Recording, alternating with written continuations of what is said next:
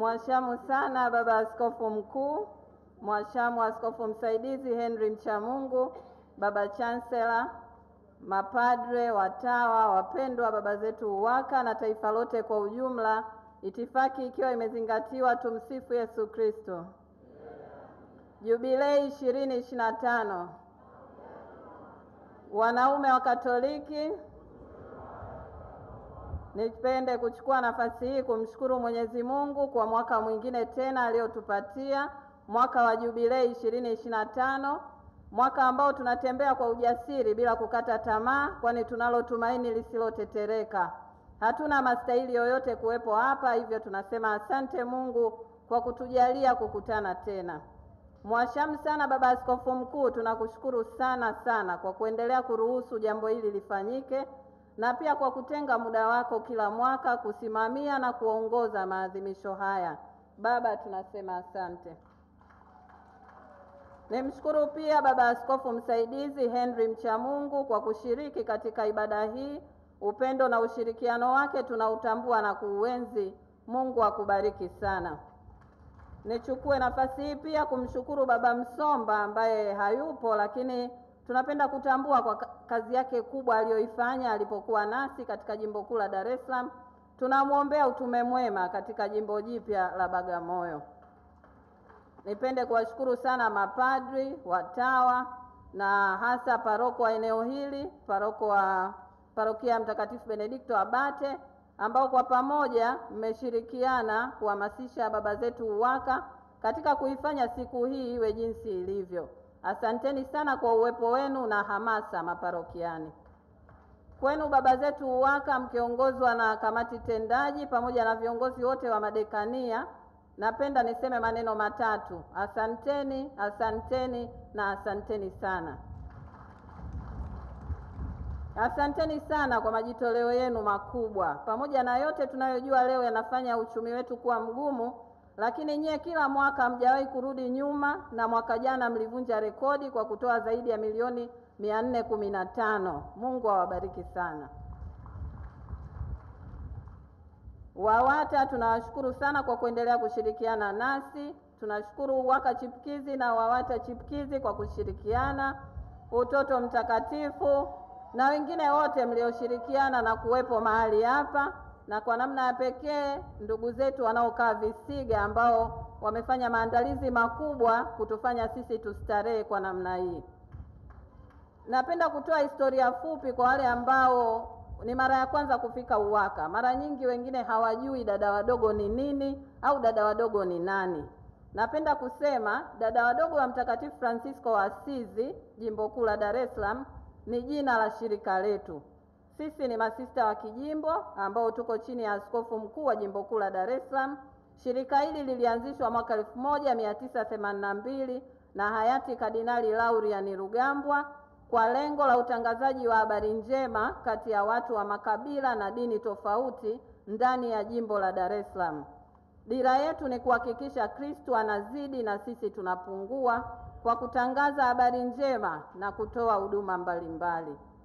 Tunafanya utume katika majimbo 8 ikiwepo Dar es Salaam, Dodoma, Zanzibar, Lindi, Morogoro, Bagamoyo, Arusha na Mwanza. Utume wetu umejikita katika kazi mbalimbali kuanzia huduma mashuleni, vituo vya afya, ofisi za maaskofu, wahasibu, makatekista, waadhiri vyuo vikuu, kilimo mashambani na ushauri na saa. Ikiwa ni miaka 43 tangu shirika lianze, tupo masista 117 mpaka leo.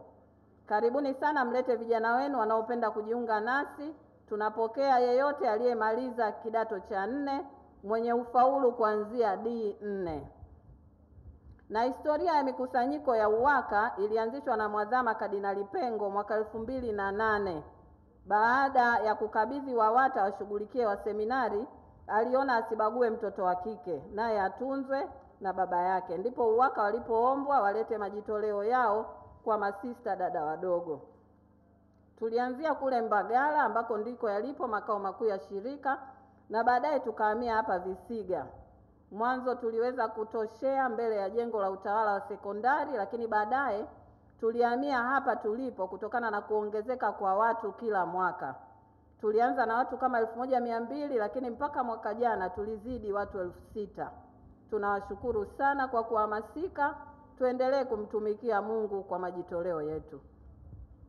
Kwa ruhusa yako Baba Askofu Mkuu, naomba nisome ripoti ya tangu mwaka jana tulipoachana hapa. Yapi yametendeka, wapi tumekwama na wapi tunaomba ushauri wenu. Masista walioko masomoni, tunaye sista mmoja ambaye anamalizia shahada yake ya ualimu kule Mwenge. Tuna masista watatu wanaosoma CPA.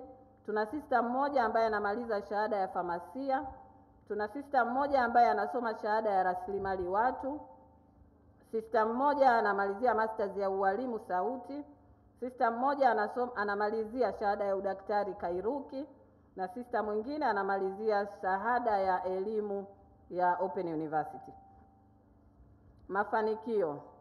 Tunamshukuru Mungu kwani tumeendelea kuwa na afya njema ya kumtumikia Mungu. Tumefungua jumuiya mpya katika jimbo la Lindi na tunaendelea kufungua milango sehemu yoyote tunayoalikwa. Tunamshukuru pia Mungu, kama mlivyoona mwaka jana mliacha ujenzi wa bweni ukiendelea pale. Kwa nguvu na neema na baraka za Mungu pamoja na msaada wenu wa hali na mali, tumeweza kuongeza yafuatayo. Tumeweza kumaliza bweni kwa 98%. Tumeweza kujenga au kuanza hospitali ambayo imefikia 30%. Tumeweza kumaliza madarasa ya shule ya msingi, na sasa tumekamilisha kwa 50% holi la chakula katika jengo la sekondari upande ule. Lakini kwa upande mwingine tumefaulu kwa neema ya Mungu kupanua eneo la kanisa kule Mbagala. Kanisa letu lilikuwa dogo, linabeba watu 60 tu. Lakini sasa tumeweza kulipanua, tunaweza kukaa masista 216. Tunamshukuru Mungu. Shule zetu pia hapa Visiga zimeweza kufanya mahafali yake ya kwanza. Nakumbuka wengi wenu tulianza pamoja wakati tunaanza form 1, na sasa mwaka huu tumefanya graduation ya form 4, graduation ya kwanza. Lakini pia tulikuwa pamoja wakati darasa la kwanza kule Sister Pauline Boma Primary School inaanza, na mwaka huu tumefanya mahafali ya kwanza ya darasa la 7. Tunaomba Mungu matokeo yawe mazuri. Basi changamoto, pamoja na kumshukuru Mungu kwa bidii kubwa iliyofanywa na wanauwaka katika swala la maji, akiwepo Mr. Tibaijuka, Mr. Mrema na wengine wengi. Swala la maji walau kwa siku ya leo waliweza, hawakulala ili kuhakikisha leo ukifungua bomba maji yanatoka. Lakini basi tunaendelea kuomba ili zoezi hili lisiwe tu kwa siku ya uwaka bali liwe endelevu, kwa sababu namna ambavyo watoto wanaongezeka daima inamletea hofu mkuu wa shule na wote wanaotumia maji kwamba itakuwaje shule bila maji. Lakini pia changamoto nyingine ni kumaliza zahanati, kwa sababu daima tunapokuwa na ugeni mkubwa, lakini hata wanafunzi wetu kila wiki lazima tupeleke watoto hospitali kwa kutumia gari mara kwa mara. Kwa hiyo naamini kwa hela hii niliyosikia leo, mwakani mtakaporudi tena tutatibiwa. Siombi muumwe, lakini mtatibiwa katika zahanati yetu iko pale. Ripoti ya fedha ya 2024, tunawashukuru sana kwa mchango wenu wa mwaka jana, kwani mlituchangia kiasi kikubwa cha shilingi milioni 415,193,550, ambazo pamoja na mahitaji mengine na mahitaji kuwa mengi, lakini sehemu kubwa ilisaidia kumaliza ujenzi wa bweni, kusomesha na pia ujenzi wa hospitali kama mlivyoona.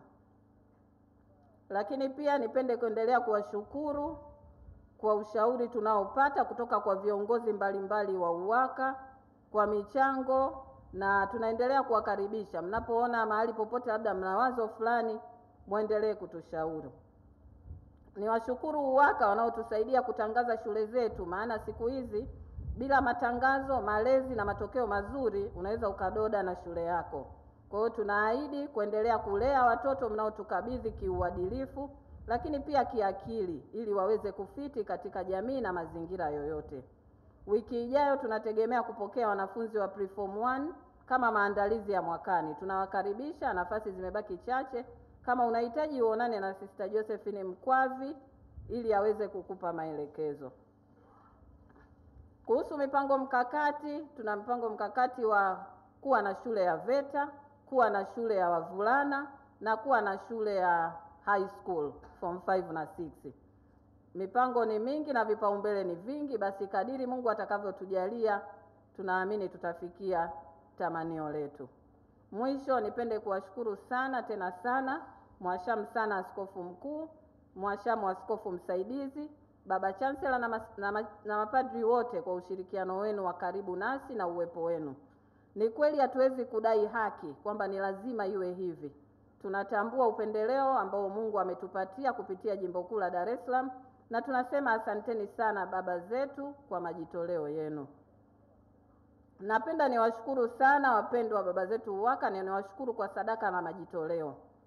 Katika familia yoyote iliyofanikiwa yuko mama au baba anayejisadaka na kujimega ili mambo yaende, au anaonekana au haonekani. Vile vile katika taasisi yoyote ili ifanikiwe lazima awepo mmoja au wachache wanaojitoa mhanga kwa ajili ya wengine ili wafanikiwe. Hata mshumaa ili uweze kutoa mwanga unateketea ili wengine wapate mwanga. Hivyo hivyo baba zangu na kaka zangu, tuwe watu wa majitoleo na sadaka ili tuweze kufika mbali. Bondia mmoja aitwaye Floyd Mayweather aliwahi kuongea kuhusu mafanikio yake akisema, watu wengi huwa wanaona tu furaha baada ya ushindi na makombe na tuzo na medali anazopokea, lakini alisema hawaoni ile sadaka na nidhamu kubwa iliyo nyuma ya mafanikio. Nilipolala macho, nilipolazimika kufanya mazoezi, nilipolazimika kuacha marafiki, hayo yote hayaonekani katika mafanikio. Wanakuja tu kuona ushindi na mafanikio baada ya kazi. Hivi na wasi wote tusichoke kujisadaka, kujitolea kwa ajili ya mipango yetu binafsi na hata mafanikio ya familia zetu. Hakuna mafanikio bila sadaka, kama tunavyosema pia hakuna Pasaka bila Kwaresma. Cha msingi tu tumwachie Mungu, tumtegemee yeye na tumshirikishe katika yote. Ukiwa ni mwaka wa jubilei ya matumaini, yapo mambo mengi ambayo yanaweza kutukatisha tamaa, lakini neno la Mungu linatuasa tusitetereke na tuwatie moyo wengine. Yapo magonjwa, malezi ya watoto na vijana, hali za kisiasa na kiuchumi, hatukati tamaa. Tunamwangalia yeye aliyesulubiwa na aliyetuambia, jipeni moyo, mimi nimeushinda ulimwengu. Tunawaahidi kama dada wadogo sala zetu ambao ni wajibu wetu wa kwanza. Mfanikiwe katika kazi na utume mnaofanya katika kulea familia zenu, na hasa katika karne hii inayohitaji hekima ya kimungu, ili daima yeye azidi na sisi tupungue. Tumsifu Yesu Kristo.